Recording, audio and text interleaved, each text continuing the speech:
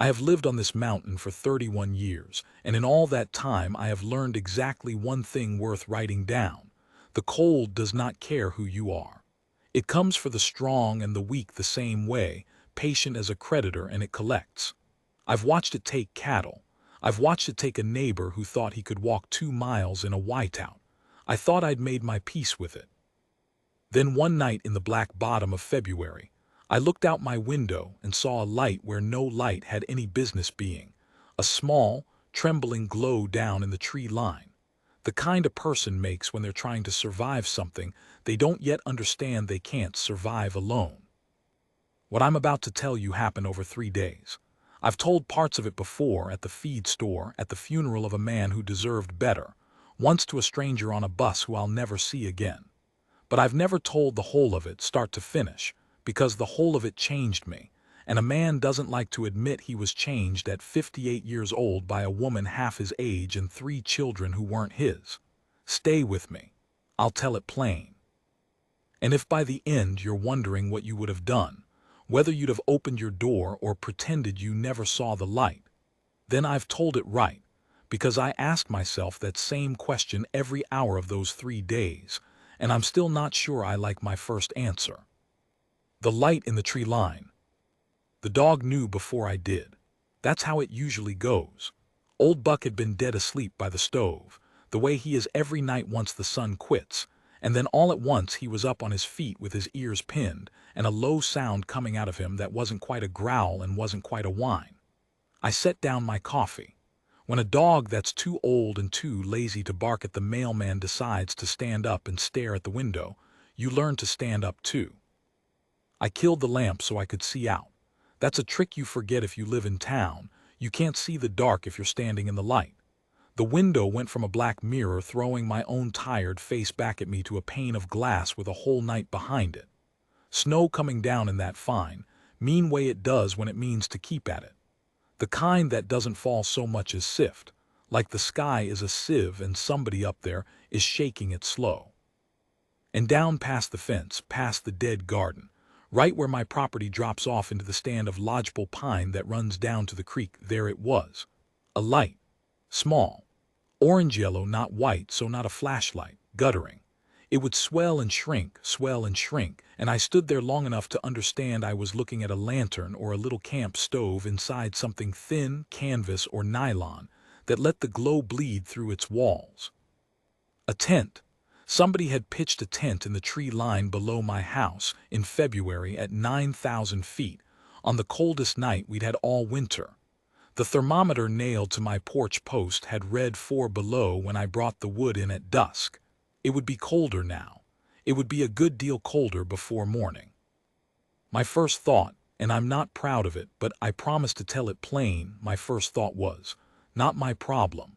I want you to understand who I was that night, before any of it happened.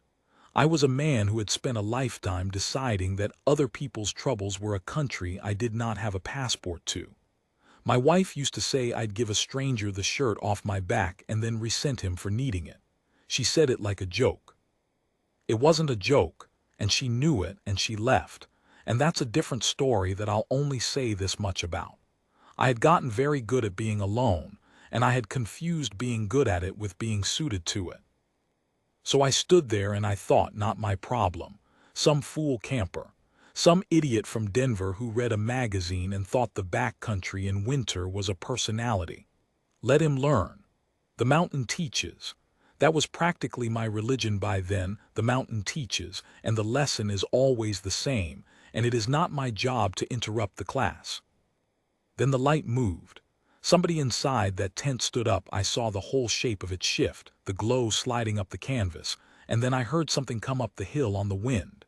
It was thin and it broke apart before it reached me, and I told myself I'd imagined it. But Buck heard it too. His whole body went toward the sound. And I knew, the way you know a thing in your gut before your head agrees to it, that what I'd heard was a child crying. Not a grown person, not the wind, a child. I stood at that window for what I will honestly say was too long. A minute. Maybe 2. Doing the arithmetic a coward does, telling myself I might be wrong. That sound plays tricks. that I'd look like a fool tramping down there to find some family perfectly happy in a four-season tent with a heater and a plan, telling myself all the reasons the light was somebody else's business.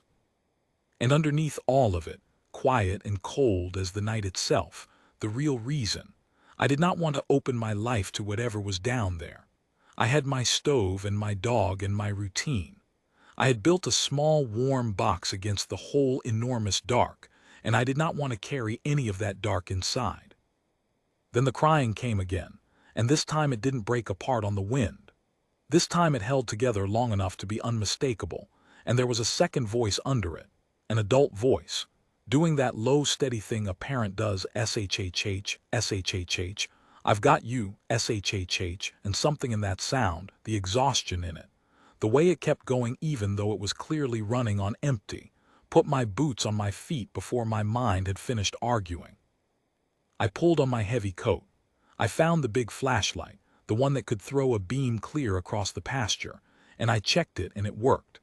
I filled a thermos from the pot on the stove without really deciding to. My hands did it while my head was somewhere else. I told Buck to stay, and for once the old fool listened. And I went out into 4 below dark with the snow sifting down and my breath freezing in my mustache before I'd cleared the porch steps.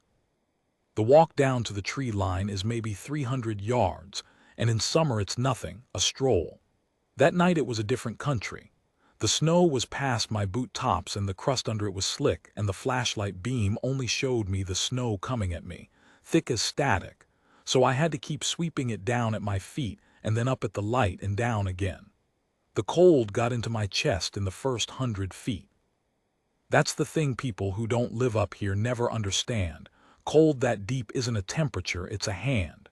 It reaches in. It goes for the soft parts of you, the lungs, the tips of the fingers, the place behind your eyes. As I got closer, I could see the tent was in bad shape. It was a cheap thing, a summer tent, the kind you'd buy at a big box store for a weekend at a lake. One of the poles had bent and the whole windward side had caved partway in, and there was snow drifted up against it a foot deep, and the little glow inside came from a camp stove, running inside a zip tent, which is a good way to die 2 different ways at once, from the fire or from the air going bad. Whoever was in, there was cold enough not to care. I stopped a few feet off and I called out. I didn't want to come on somebody in the dark and scare them into doing something stupid. "Hello, the tent," I said, which is a foolish old thing to say, but it's what came out. "You folks all right in there?" The stove light went still. Then a voice, a woman's voice, and I could hear right away that she'd been trying not to let it shake and mostly failing, said, "We're fine. We're okay. We're just camping."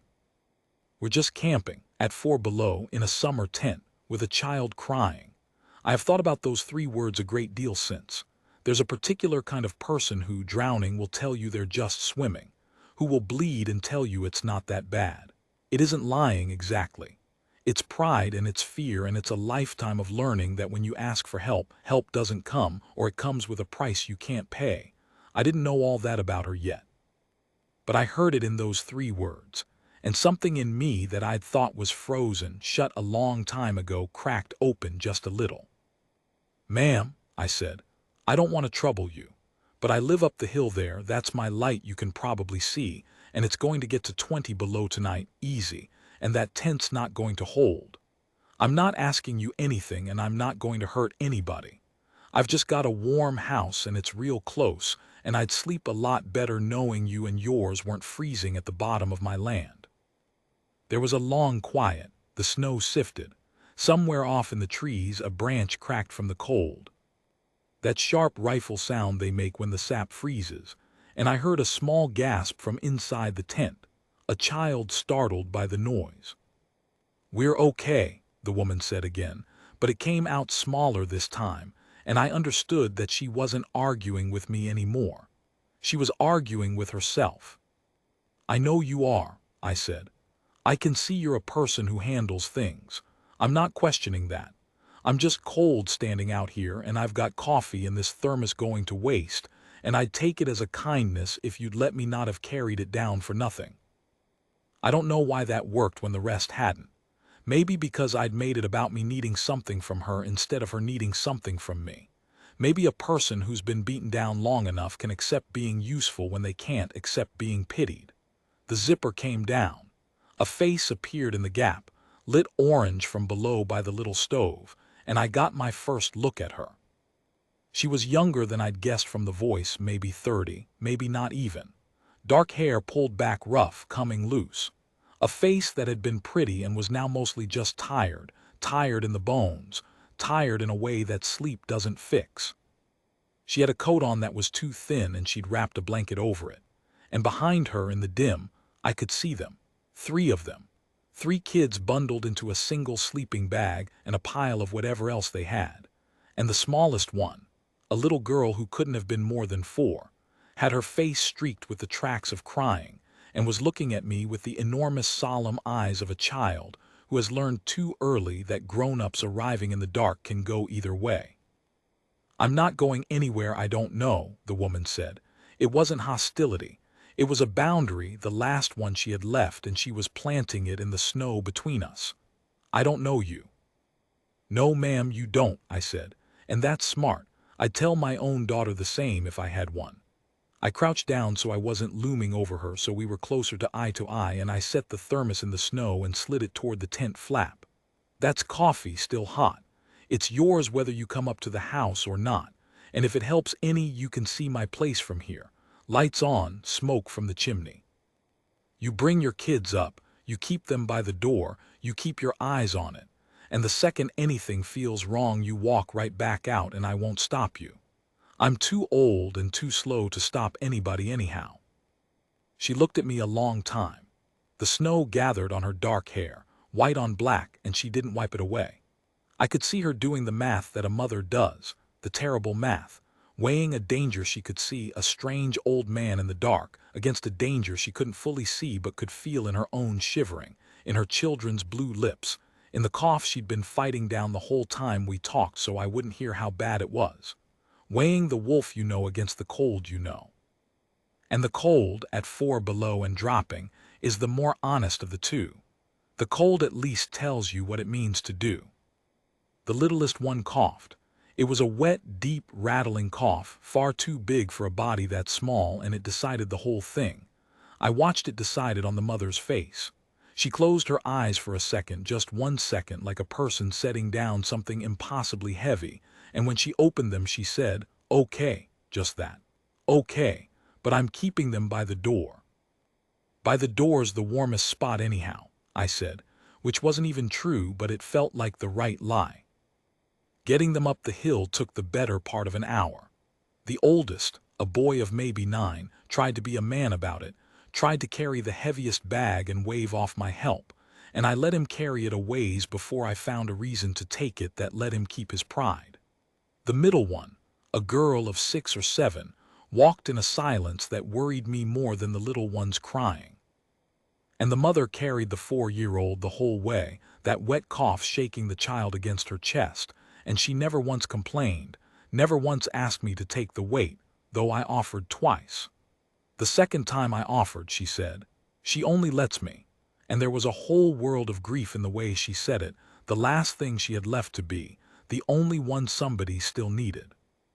We came up onto the porch and Buck was waiting at the door, and he did the best thing that old dog ever did in his life. He didn't bark. He didn't jump.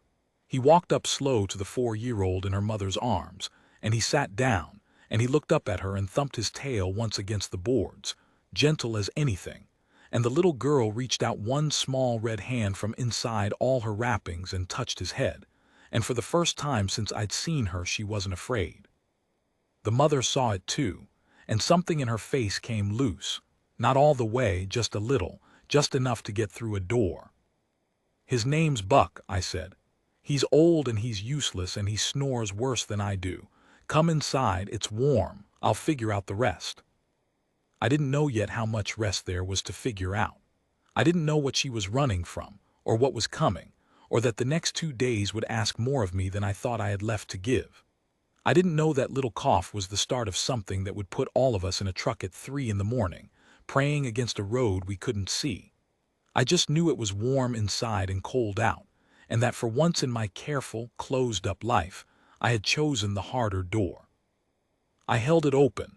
They came in out of the dark, and the snow kept sifting down behind them, filling in our tracks, erasing the path back to the tent, as if the mountain had already decided none of us were going to need it again. By the second night, I had learned 3 things about the woman sleeping in my house. Her name was Dana.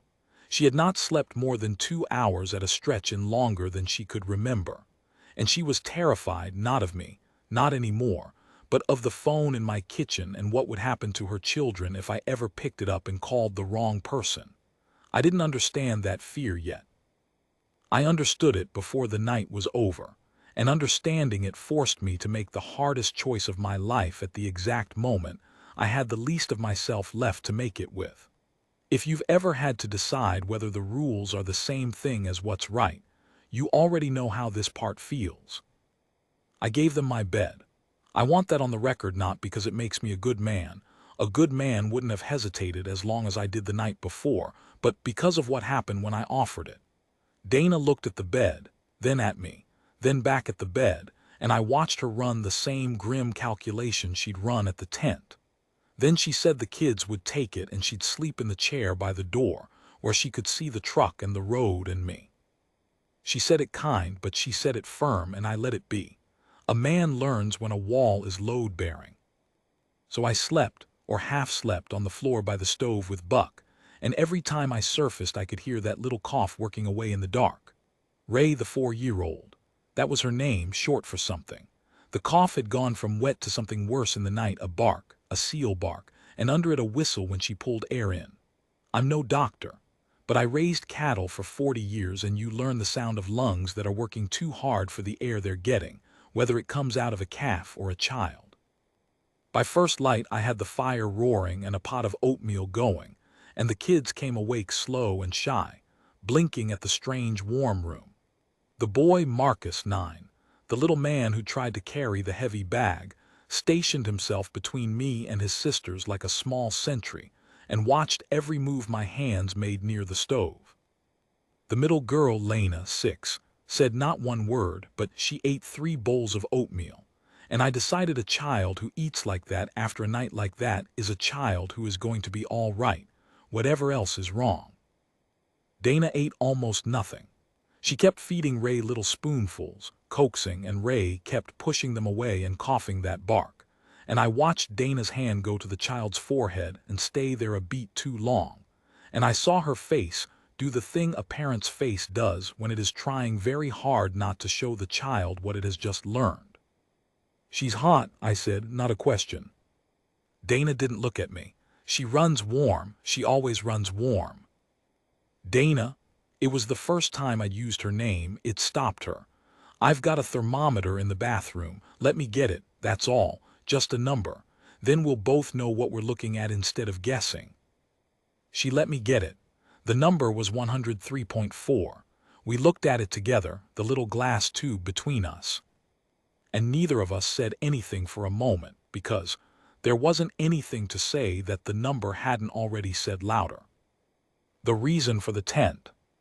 It came out in pieces over that long second day, the way these things do, not a confession, just a fact here and a silence there that I learned to read. I didn't push. I've been on the wrong end of a pushy question, and I know what it does to a person who's already cornered. I just kept the fire going and kept the coffee coming and let her tell it in the order she could stand to tell it. There'd been a man. There's almost always a man in these stories, and I've stopped being surprised by it and started being tired by it instead. Not the kid's father, he was gone, years gone, no help and no harm. The recent man.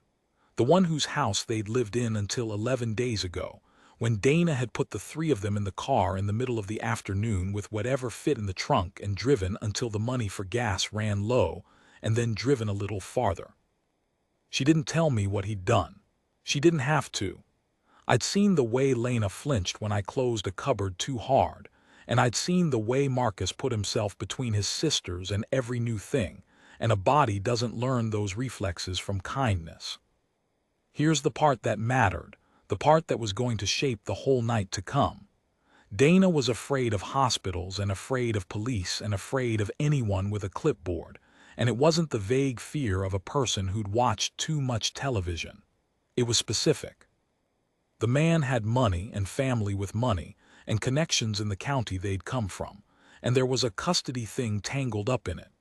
His lawyer had already made noise about her being unfit, about her instability, about the fact that she had, and I'm quoting the thing she was most afraid of, taken the children to live in a tent.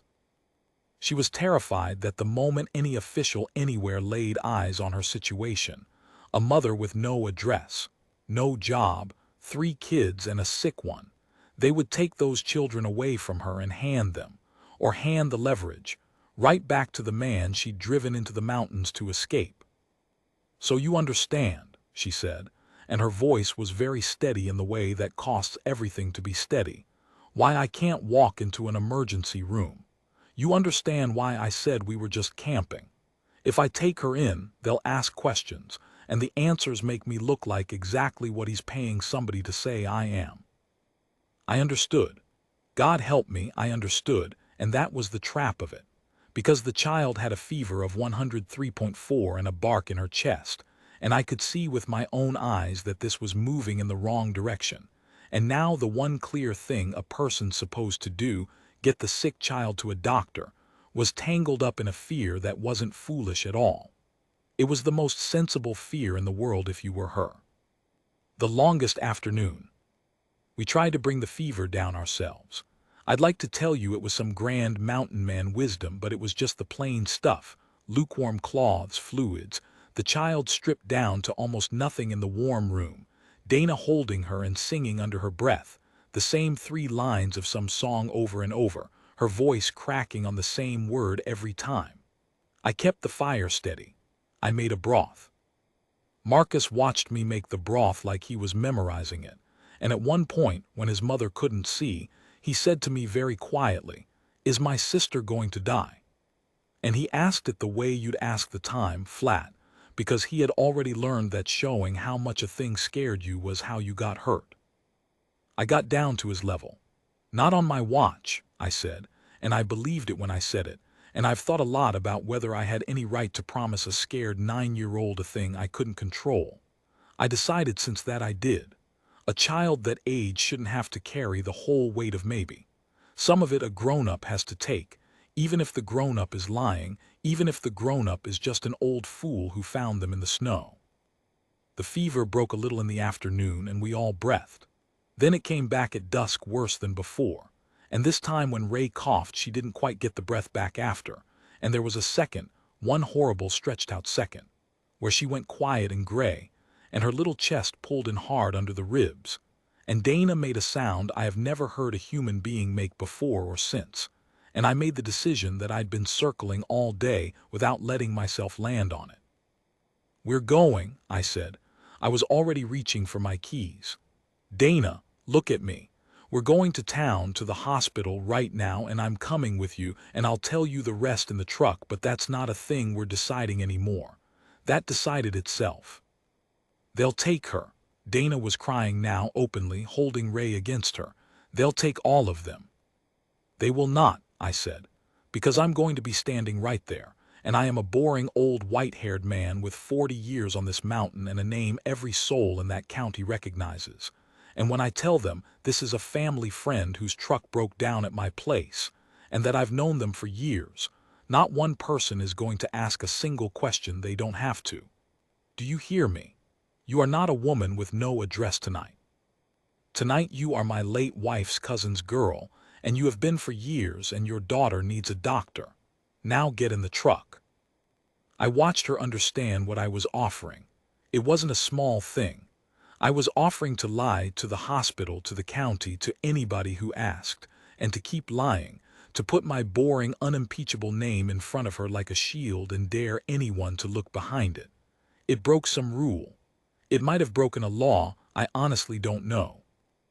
But I had spent a whole life keeping my hands clean by keeping them empty, and I had just decided, somewhere in that gray second when the little girl couldn't get her breath, that clean, empty hands weren't worth what they cost.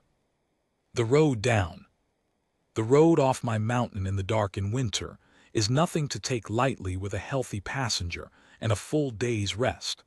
That night, I took it with a feverish 4-year-old wrapped in my coat in her mother's arms, 2 more kids white-knuckled in the back seat, the snow coming again, and my old heart going like a hammer the whole way down. I drove it slow, and I drove it careful, and I talked the entire time. Not because anybody needed to hear about the history of the switchback at Miller's Bend, but because the sound of a calm voice is a kind of rope you can throw to people who are drowning, and I threw it the whole way down that mountain. Marcus in the back said suddenly, "Buck." We'd left the dog. He'd been counting, that boy. He'd noticed. In the middle of all of it, his mind had reached out to make sure the one creature who'd been kind to his little sister was accounted for. I told him Buck was guarding the house and would be waiting when we got back, and I watched in the mirror as that answer let him set down one small piece of the enormous thing he was carrying. Ray's breathing got worse near the bottom, then, right as the lights of town came up gold and blurred through the windshield, it got a little better, the cold night air doing something the warm house couldn't, loosening whatever had seized up in her. Dana felt it too. "She's pinker," she whispered. "Is she pinker? Tell me she's pinker." And she was. I pulled up under the bright, ugly lights of the emergency entrance, and for 1 second before I opened my door, I turned to Dana and I said the thing I most needed her to hear. "Whatever they ask in there, you let me answer. And whatever happens, you did the right thing tonight. You didn't put your kids in a tent because you're unfit. You put them in a tent because you were the only wall standing between them and something worse, and you stood, and you kept standing, and running to a mountain to keep your children safe is the most fit thing a mother has ever done. Don't you let anybody in that building tell you different. Now come on. Let's go get your girl some air." She looked at me. The bright lights caught the tears on her face, and I'll tell you what I saw in it. I saw a person who had not been told she'd done anything right in a very long time, hearing it, and not quite knowing where to put it. Then Ray coughed against her chest, alive, mad, wanting her mother. And Dana was already moving, already out of the truck, already carrying her child toward the doors. And I was right behind her. An old man about to tell a whole building full of lies for people I'd known for 2 days. And I had never in my life been more certain I was doing exactly the right thing. There's a version of this story that ends clean and warm at the hospital doors. Sick child saved, hard man softened, snow falling pretty over a happy ending. That version is a lie, and I promised you the truth.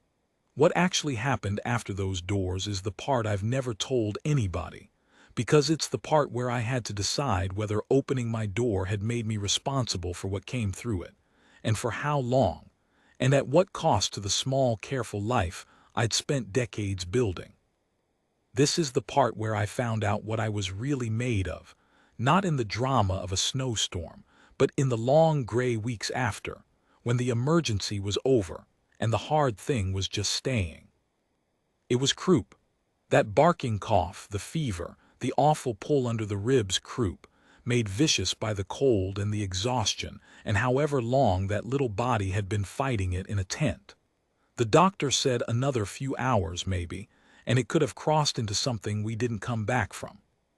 He said it kindly, and he said it to me, because I was the calm old man doing the talking, but I made sure Dana was standing where she could hear it, because a mother needs to know both things at once, that it was close, and that she got there in time.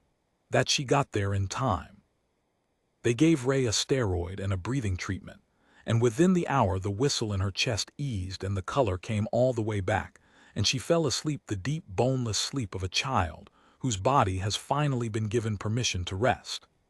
Dana sat by the bed holding that small hand and shaking, now that it was safe to shake, all the fear she hadn't been able to afford until then coming out of her in silence. The lie held mostly. I told the intake nurse, a sharp-eyed woman named Alvarez who I'd have bet money missed nothing in 30 years of night shifts, the story I'd built in the truck. Family friends, truck trouble, known them for years. She wrote it down. And then, while Dana was down the hall, Alvarez looked at me over her glasses and said, "Quiet. You've never mentioned any family friends in all the years you've been coming in here, Walt." And I looked right back at her and I said, "Guess I'm a private man." And she held my eye for a long second, and then she did the finest thing anyone did in this whole story. She wrote nothing else down. "Guess you are," she said. "Cold night.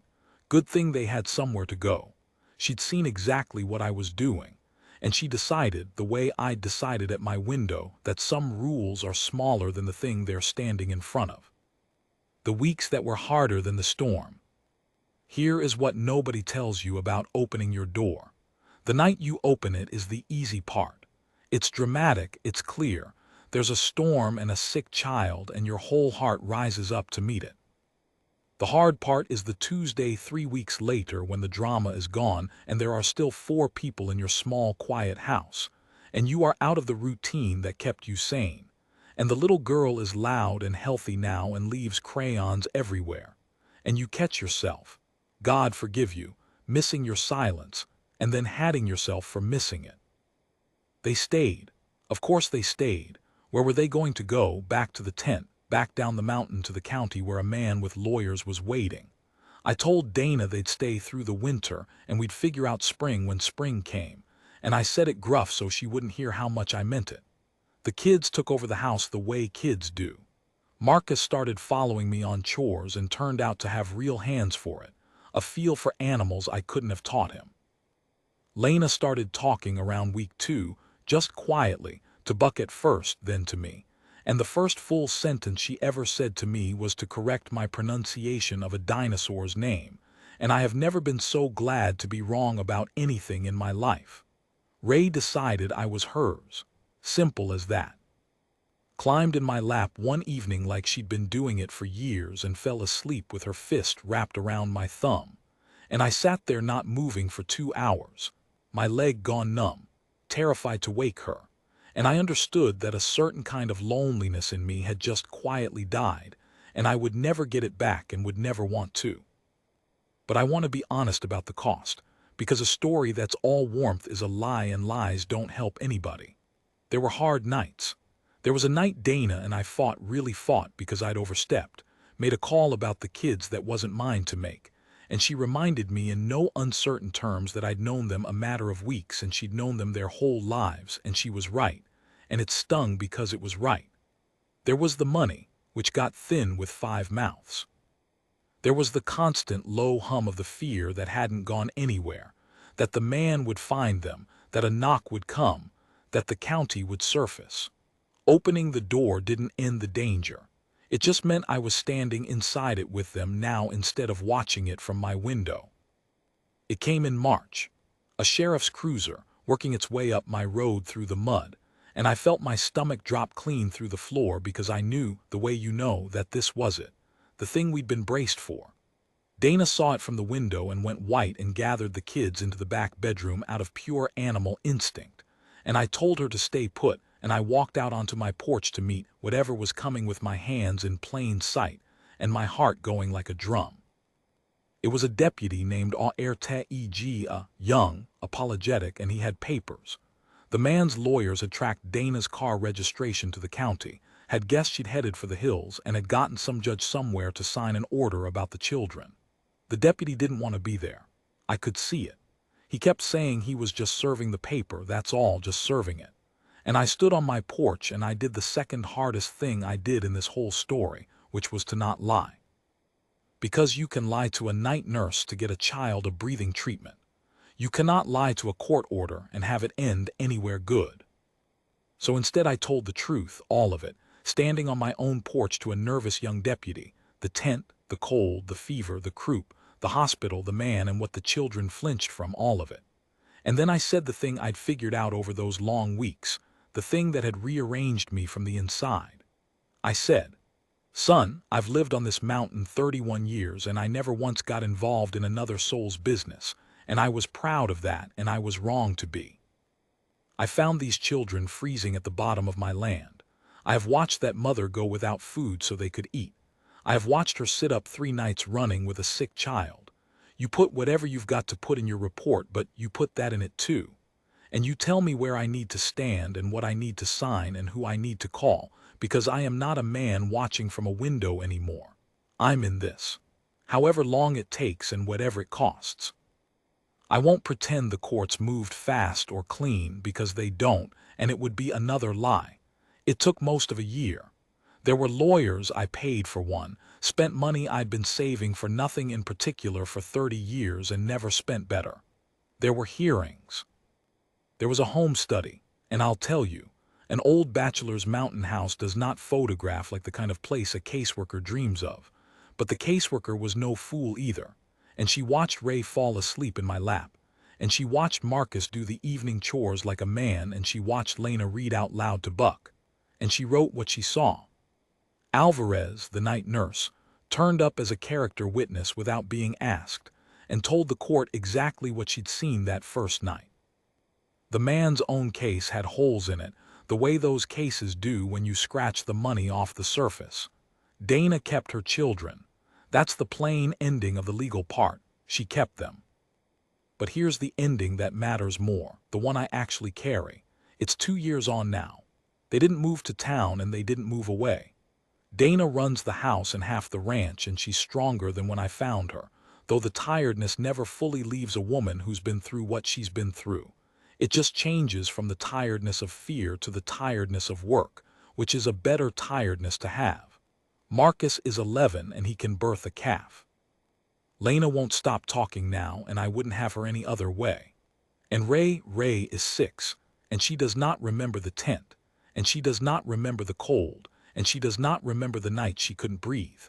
She remembers a dog named Buck, who is buried now under the aspen behind the house, and she remembers that she has always, her whole rememberable life, lived on a mountain with a grumpy old man who she is under the firm impression belongs entirely to her.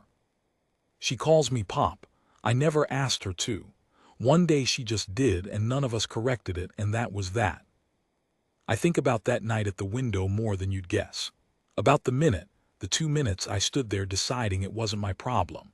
I think about the man I was, who'd built a warm little box against the whole enormous dark and confused the box for a life. And I think about how close I came. How easy it would have been to see that light in the tree line and pull the curtain and pour another coffee and let the mountain teach its lesson. I'd have never known. That's the terrible part. I'd have gone on being that man, satisfied, and I'd have never once known what I was missing, because you can't miss a family you never let yourself have. People at the feed store call me a hero sometimes now if the story comes up. I let it slide because arguing takes energy, but they've got it exactly backwards. I didn't save them.